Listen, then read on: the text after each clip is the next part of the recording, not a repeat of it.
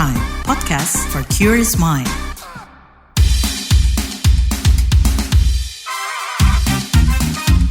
What's Trending KBR Pagi, siaran pagi radio paling update. Halo semua, ketemu lagi di What's Trending bareng Lea Baneza. Kali ini Lea mau bahas soal mau lebaran, gimana nih perputaran cuannya. H-1 menuju lebaran gimana nih? Sudah sampai kampung halaman kah? Atau udah beli oleh-oleh buat keluarga sampai menyiapkan baju-baju lebaran kan? Biar gak kalah kece nih sama tetangga sebelah.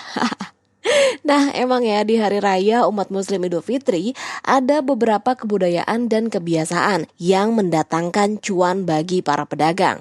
Misalnya yang kayak tadi Lea bilang, membeli baju, mekena, sampai sajadah baru buat sholat id. Terus nyediain makanan berat sampai cemilan buat tamu-tamu. Nah, ada juga tradisi memberikan bingkisan atau hampers ke tetangga sampai ke keluarga. Gimana? Ada yang punya tradisi lain nggak? Boleh ya di-share di kolom komentar platform podcast kesayangan kamu. Nah, ngomongin semua tradisi ini pastinya kan melibatkan uang atau cuan ya, dan pasar. Kira-kira gimana sih potensi ekonominya? Apakah UMKM kita kecipratan rezeki lebaran ini? Mungkin sampai menumpuk kali ya pesanannya. Kita mau kulik-kulik tapi setelah jeda berikut ini.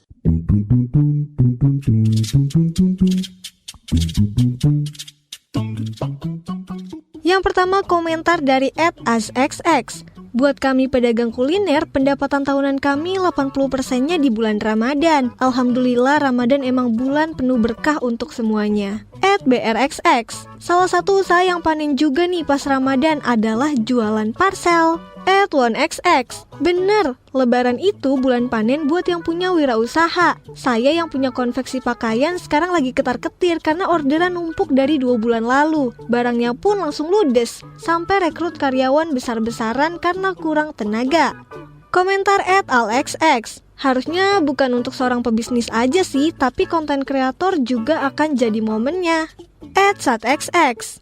Bener banget, kami perusahaan interior sudah bener kerasa banyak orang yang order makeover ruang tamu. @wtxx. The power of consumerism. Yang terakhir @masxx. Yuk gerakan THR untuk investasi, bukan konsumtif untuk gengsi.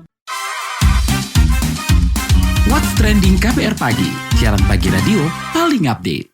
Nah, kalau dari sisi ekonomi, gimana ya perputaran uang dari awal bulan Ramadan sampai Idul Fitri ini? Direktur Ekonomi Digital Center of Economic and Law Studies, Celios, Nailul Huda mengatakan ketimbang periode waktu lainnya, momen Lebaran dan Ramadan memang membawa cuan. Pasalnya ada peningkatan permintaan barang, ditambah para pekerja yang dapat tunjangan hari raya, yang jadinya bisa dipakai selama libur Lebaran. Halo Mas Nailul, Mas aku mau tanya terkait dengan perputaran ekonomi selama Lebaran kemarin gitu ya Mas ya sampai sekarang, apakah sudah cukup meningkatkan perekonomian kita gitu?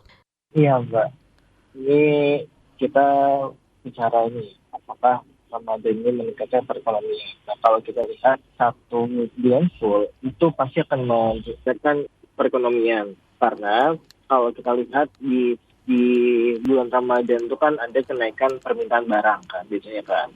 Ada kenaikan permintaan barang, di situ juga ada tambahan pendapatan berupa THR gitu kan. Pasti itu akan meningkatkan dari perputaran uang selama bulan Ramadan gitu. Nah kalau kita lihat dari tahun ke tahun, ini kuartal yang ada momen Ramadan pas Lebaran itu selalu lebih tinggi pertumbuhan ekonominya.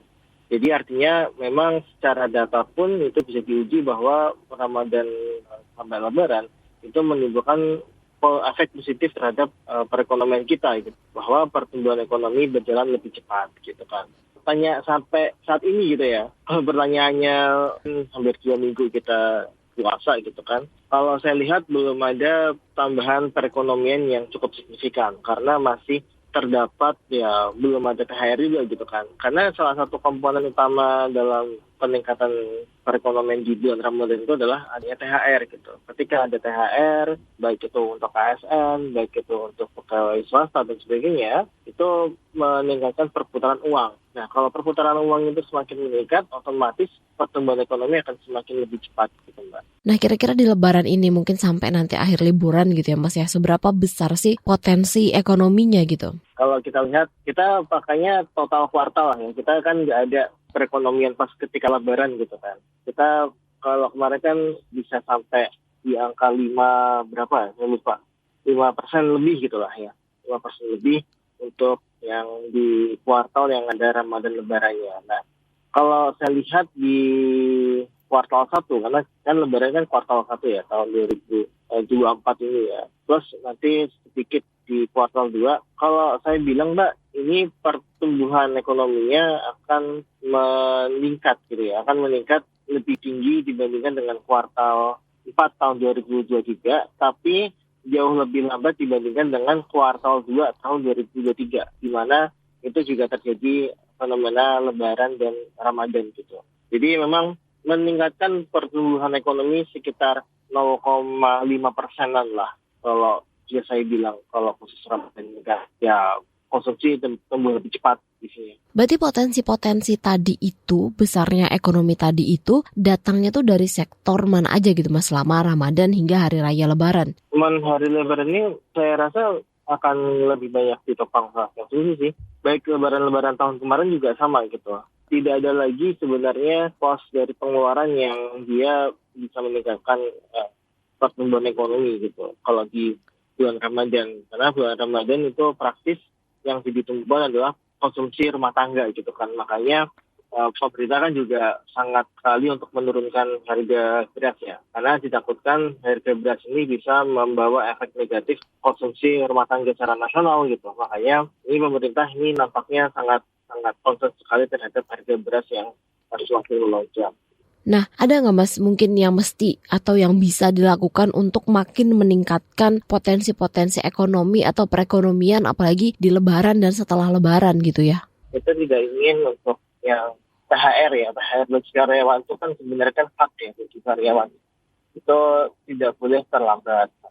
Terus kemudian juga tidak boleh dibayarkan gitu. Maka THR itu sifatnya adalah hak bagi karyawan untuk bisa mendapatkan pendapatan lebih ketika hari Lebaran. Itu yang pertama. Yang kedua adalah untuk menstabilkan inflasi. Karena di Februari itu sudah mencapai 2,7% untuk year-on-year. Nah, ini yang tidak kita inginkan. Bahwa inflasi yang tinggi itu bisa menekan daya beli masyarakat. Artinya adalah harga-harga tinggi, semuanya tinggi. Walaupun ada peningkatan pendapatan, tapi tidak fungsi. Karena itu kenaikan pendapatan atau tambahan pendapatan itu hanya mengkompensasi dari kenaikan harga barang-barang secara umum. Jadi tidak menambah konsumsi kita. Makanya kalau saya bilang untuk yang tugas kedua itu adalah menstabilkan inflasi kita. Kalau bisa di angka 2% lah. Ya yang terakhir itu ya kita mendorong untuk yang THR untuk ASN. Itu digunakan untuk pengeluaran yang sifatnya konsumtif lah, beli barang, beli F&B atau tekstil sebagainya. Nah ini bisa menimbulkan multiplier effect yang optimal bagi pertumbuhan ekonomi kita. Gitu. Nah itu yang kita harapkan dan tiga PR itu yang juga dikerjakan oleh pemerintah. Gitu. Jadi pembagian THR untuk konsumtif, kemudian juga ya tadi menjaga inflasi, menjaga nilai inflasi kita. Yang bisa diturunkan ke angka sekitar 2%. What's Trending KBR Pagi, siaran pagi radio paling update. Newsbeat. Kementerian Sumber Daya Manusia dan Pembangunan Sosial Arab Saudi menetapkan aturan baru soal pekerja rumah tangga. Menurut Saudi Press Agency, aturan ini bakal mengatur kontrak bagi ART, khususnya persoalan pemutusan kontrak secara sepihak kalau pekerja rumah tangga tidak menjalankan tugasnya. Dikabarkan pemerintah Saudi ingin meningkatkan kesejahteraan dan kualitas sektor tenaga kerja dengan memperkuat hubungan kontrak antara pekerja dan pengusaha, termasuk menjaga hak-hak pekerja. Berdasarkan Berdasarkan aturan baru ini, kalau pihak pemberi kerja memutus kontrak karena tidak masuk kerja setelah 2 tahun, maka pekerja rumah tangga harus berhenti secara permanen dan beralih ke majikan baru selama 60 hari sejak ketidakhadirannya.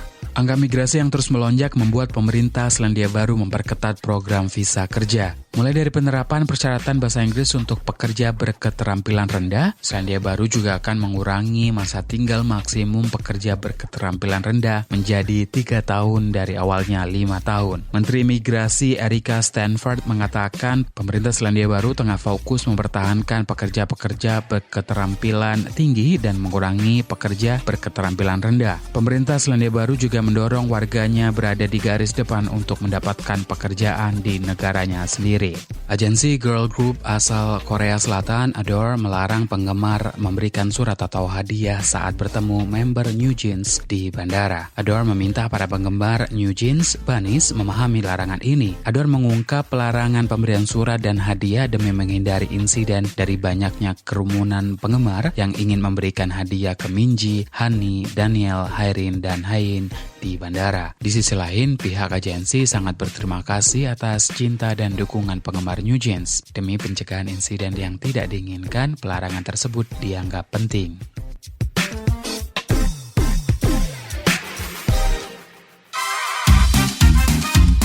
What's Trending KBR Pagi, siaran pagi radio paling update. Meski dianggap bulan berkah dan biasanya membawa cuan, pendiri UKM Indonesia.id, Dewi Meisari Haryanti berpendapat zaman sekarang yang penting tuh marketingnya. Soalnya UMKM makin ketat nih persaingannya, baik di pasar tradisional maupun platform pembelanjaan daring. Kata dia sih, pedagang tuh mesti tahu kebiasaan pembelinya dari bangun sampai tidur lagi. Duh, gimana ya? Kita tanya langsung deh ke Mbak Dewi sebagai pendiri UKM Indonesia.id. Mbak Dewi, ini kan udah mau lebaran gitu ya. Nah, selama Ramadan kemarin sampai sekarang gitu ya, gimana sih Mbak tingkat penjualan dari UMKM? Apakah meningkat atau ramai gitu? Iya, ada yang meningkat, ada yang biasa aja, tergantung produknya lah. Tapi overall sih teman-teman ngerasa lebih challenging pemasarannya sekarang. Dan kami udah berdiskusi khusus soal ini bersama komunitas kami. Dan kami sepakat ini karena daya beli menurun. Dan karena orang Indonesia itu 77% itu konsumen kita itu kan berpenghasilan menengah ke bawah. Jangan anggap remeh itu dampak minyak goreng naik berapa persen, gula dulu 13.000 jadi 16.000 sekarang paling murah. Terus jangan anggap remeh itu kenaikan barang-barang pokok kayak gitu, itu lebih dari memakan berapa persen dari gaji mereka untuk keluarin itu. Nah, jadi jelas belanja untuk hal-hal non super esensial jadi menurun, lebih challenging sekarang itu gitu. Nah, ada yang meningkat, ada yang enggak, ada yang jualan hampers juga makin banyak, kan sakit kepala. Okay.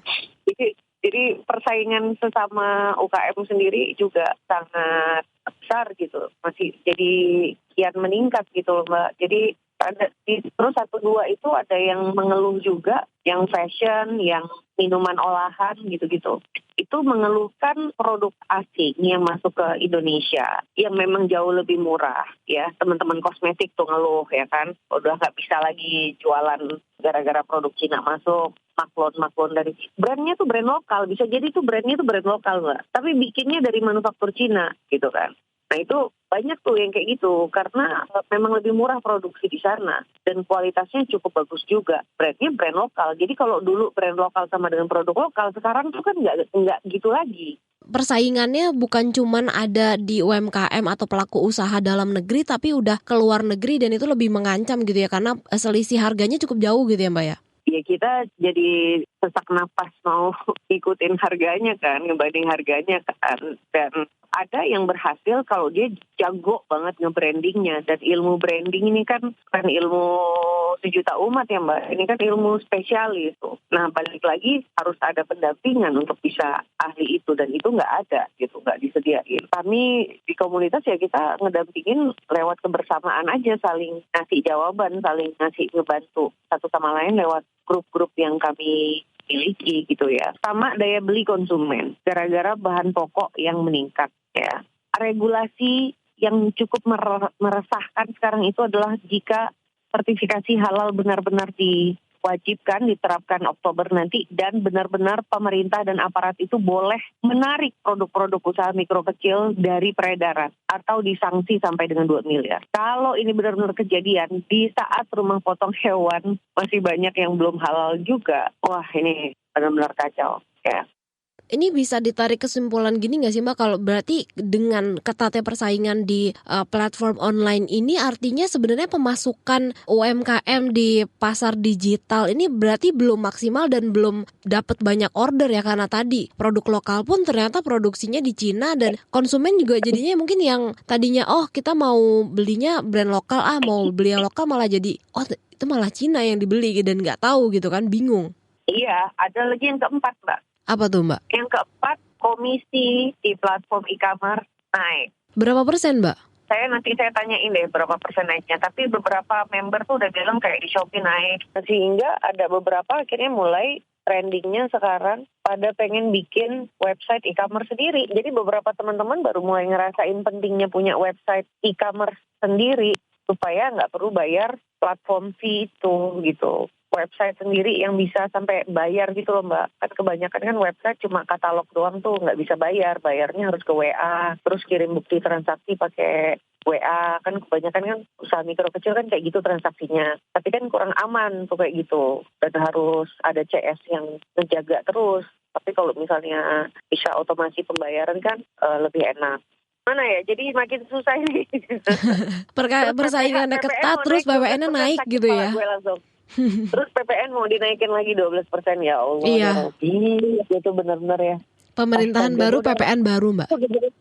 Aku udah benar-benar, udah. Mbak, mungkin sedikit balik ke Lebaran, kalau pesanan-pesanan seperti hampers, catering, parcel, sampai kue-kue kering ini ramai nggak sih Mbak? Kalau nuansa di grup itu nggak seramai biasanya, nggak seramai tahun-tahun. Nggak seramai tahun-tahun lalu berarti Mbak?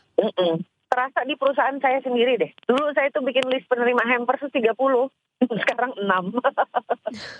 Berarti turunnya cukup drastis dong ya Mbak? Ya sepertinya karena daya beli, dampak dari daya beli, orang mau, kalau pertimbangan kami itu sekarang, kalau perusahaan saya sendiri ya, karena mikir nabung gitu. Jadi kan kita bersyukur sekarang masih profit, tapi ngebelanjain puluhan juta buat hampers ke 30 partner, ya, membuat kami takut takabur gitu. Jadi itu pengeluaran tuh jadi lebih dihati-hatiin lagi karena khawatir nanti sales tahun ini tidak sebagus tahun lalu atau tahun sebelumnya lagi gitu. Jadi jangan jumawa gitu. Kita hemat-hematin deh beli hampers deh. Dulu beli hampers 30 package, sekarang cuma 6. Mbak Dewi tadi kan mengatakan kalau UMKM ini ada yang pendapatannya naik, ada yang turun. Nah, yang naik ini produk-produk apa aja biasanya Mbak? Sebenarnya sekarang itu tuh Mbak, aku tuh paling susah ditanya kayak gini. Oke. Produk apa sih yang laku gitu? Karena tergantung penjualnya jago atau enggak. Oke, berarti tergantung marketingnya gitu loh. Tergantung marketingnya gitu loh. Lu mau nanya apa yang laku? Oh, sekarang yang laku tuh bambu. Lah, ada yang sales sendok bambu, sedotan bambu kagak laku juga? Ada. Ada yang laku, ada. Yang jualan parfum nggak laku, banyak. Yang laku, ada. Yang jualan produk gluten free nggak laku, ada. Tapi yang laku ada juga gitu. Jualan baju, susah banget nih jual baju 500.000. Sukacita jual baju 2,5 juta laku-laku aja gitu. Nah, jadi aku paling susah ditanya kayak gitu kalau pola-pola sekarang itu, karena beneran tergantung seberapa jeli kita memasarkan produk itu. Jadi seberapa pas kita menemukan customer kita. Karena untuk dapetin omset 100 juta sebulan, 200 juta sebulan, sometimes we don't need like 10,000 customers.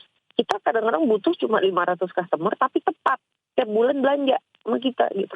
Jadi itu seninya tuh di situ, dan nggak semua orang ngulik segitunya. Sementara sekarang itu era, kalau dulu itu untuk mengenali konsumen cukup dengan tahu dia kerja apa dan tingkat pendapatannya gimana, dia tinggal di daerah mana, udah cukup. Sekarang enggak, harus sampai habitnya dari bangun pagi sampai tidur dia ngapain. Terus produk kita mengisi hidup dia ketika dia lagi ngapain gitu. Artinya makin sulit dong Mbak buat UMKM untuk bertahan. Nah, makanya lah kami pun membuat suatu platform belajar gratis kan, tumbu.co.id itu. Maksudnya, ini susah nih, ilmunya udah makin berat loh, kalau nggak punya ilmunya udah makin jalan di langkah gelap nih. Nah sekarang monggo belajarlah secara terstruktur, kita sediain. UKM Indonesia kerja punya afiliasi LMS official, tunggu.co.id, semuanya gratis di sana. Kalau bingung tinggal tanya di WA-nya, dijawab nanti sama fasilitatornya kita gitu. Itu sih sekarang Mbak, jadi bingung aku mau jual apa sekarang. Jual tai aja bisa laku Mbak. Mungkin terakhir, tadi kan kata Mbak, sebenarnya ini butuh banget yang namanya marketing dan ya bisa dikatakan nggak semua UMKM mengerti soal marketing, gimana sih untuk menarik ya tadi customer tadi. Nah, kira-kira berarti apa nih Mbak yang diperlukan UMKM dan apa yang harus dilakukan UMKM supaya keuntungan mereka bisa maksimal dan pendapatannya juga meningkat gitu. Apalagi kan di momen Lebaran harapannya daya belinya meningkat atau konsumsinya meningkat gitu ya. Ya, kalau saya tuh sekarang program yang lagi saya gali, ini belum jadi ya Mbak ya, tapi saya ngerasa kayaknya program ini tuh perlu deh gitu. Yaitu program untuk mengkonsolidasikan influencer-influencer yang selama ini mempromosikan tanpa pilih-pilih gitu. Jadi kayak contoh ya, kok bisa-bisanya cuma produk kayak milk bun gitu doang Mbak, ya Allah. Bisa sebanyak itu larisnya just tip sampai terbang ke Thailand. Sampai disita di saat just tipnya. Produk lokal tuh sampai disita just tipnya. Di saat produk lokal kita tuh kayak susah banget meyakinkan konsumen kita sendiri gitu. Nah, konsumen kita ini kan inlander ya. Jadi pas kejadian kemarin tuh menurut saya inlander valid gitu ya. Merasa lebih bangga kalau beli produk luar daripada produk sendiri gitu. Tapi kalau kita tanya lagi, kenapa kok konsumen kita bisa seperti itu? Menurut saya di dunia digital ini ya opini tersebut, cara pandang tersebut cuma bisa disembuhkan lewat pengaruh para influencer Mbak. Jadi harus ada program campaign yang terstruktur, misalnya melibatkan 1.000 influencer, terus masing-masing influencer kurasi produk lokal yang menurut dia bagus, perkenalkan gitu. Menurut saya yang dibutuhkan tuh sekarang keberpihakan promosi. Jadi bukan hanya keberpihakan modal, akses modal lah, apalah. Enggak, sekarang tuh konsumen kita tuh perlu diinformasiin, perlu dikasih tahu gitu. Perlu diviralin ya Mbak? Perlu diviralin, dan tapi masalahnya kan influencer sekarang itu tidak akan memviralkan itu dengan sendirinya, karena kan bisnis modelnya kan siapa yang bayar dia itu yang dia promosiin. Nah, kebanyakan para pedagang-pedagang yang punya brand lokal tapi beli produk impor itu kan memang modalnya kuat Mbak. Jadi bukan dari kalangan usaha mikro organik yang kami urusin ini, yang di UKM Indonesia ini yang beneran kagak punya modal. Iya. Kadang-kadang minjem tuh Mbak, kalau butuh pinjaman tuh dana talangan buset ya, 1,5 juta, 2 juta. Cuma segitu doang butuhnya. Tapi sementara orang-orang yang bikin brand lokal, brandnya, logonya keren, terus impor dari Cina, ini kan dari keluarga yang pendiri-pendiri yang memang kuat modal gitu.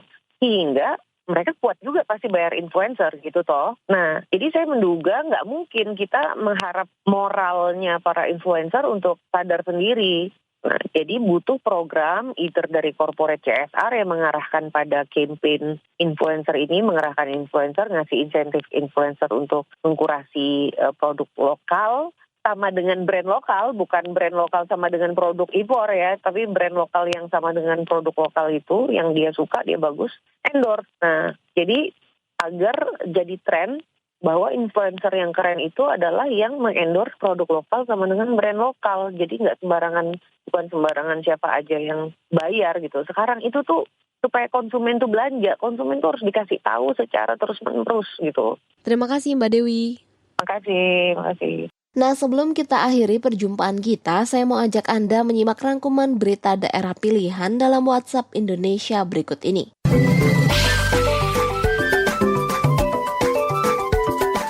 WhatsApp Indonesia. Kita mulai WhatsApp Indonesia dari Jakarta. Kegiatan Yayasan Lembaga Bantuan Hukum atau YLBHI dihentikan sementara pasca kebakaran gedung pada 7 April malam. Ketua Umum YLBHI Muhammad Isnur menyebut ada 4 ruangan yang terbakar. 2 ruangan berada di lantai 2 dan 2 lainnya di lantai atas kantor YLBHI Jakarta. Meski begitu, dia menyebut kemungkinan berkas-berkas kasus yang sedang ditangani dalam kondisi aman. Berdasarkan keterangan saksi, kebakaran diduga karena ada percikan api dari blower AC. Sementara itu, seorang petugas Dinas Penanggulangan Kebakaran dan Penyelamatan Gulkarmat Provinsi DKI Jakarta dilaporkan meninggal dunia setelah dilarikan ke RSCM pada 8 April lalu. Selanjutnya kita ke Banten usai mendapat sorotan dari Presiden Joko Widodo. Menteri Perhubungan Budi Karya Sumadi menjelaskan penyebab kemacetan di pintu masuk menuju Pelabuhan Merak, Banten. Kata Budi, kemacetan di Pelabuhan Merak terjadi karena pemudik tidak patuh pada pengaturan dari petugas. Budi mengatakan banyak pemudik yang datang ke pelabuhan belum memiliki tiket. Bahkan ada pemudik yang tiba di pelabuhan sehari sebelum jadwal keberangkatan. Budi membandingkan kepatuhan pemudik dengan kereta api yang sudah memiliki tiket saat sampai di stasiun dan datang sesuai keberangkatan. Katanya kepatuhan-kepatuhan ini mempengaruhi kepadatan dan pengaturan pemudik. Terakhir kita ke informasi sidang isbat penentuan 1 Syawal atau Hari Raya Idul Fitri oleh Kementerian Agama melalui sidang isbat akan dilaksanakan hari ini pada Selasa 9 April 2024. Wakil Menteri Agama Saiful Rahmat Dasuki memprediksi Hari Raya Idul Fitri akan jatuh pada 10 April 2024 sama dengan perayaan kelompok Muhammadiyah. Berdasarkan hitungan Badan Meteorologi, Klimatologi, dan Geofisika atau BMKG, hilal pada 10 April sudah memenuhi syarat Idul Fitri versi MABIMS. MABIMS adalah kriteria visibilitas hilal yang ditetapkan oleh Menteri Agama Malaysia, Brunei Darussalam, Indonesia, dan Singapura. Demikian WhatsApp Indonesia hari ini. Terima kasih ya sudah mendengarkan What's Trending. Jangan lupa terus dengarkan podcast What's Trending di kbrprime.id dan pastinya di aplikasi mendengarkan podcast lainnya. Lea Baneza mau pamit dulu, stay safe and happy, dan selamat berlebaran. Bye-bye.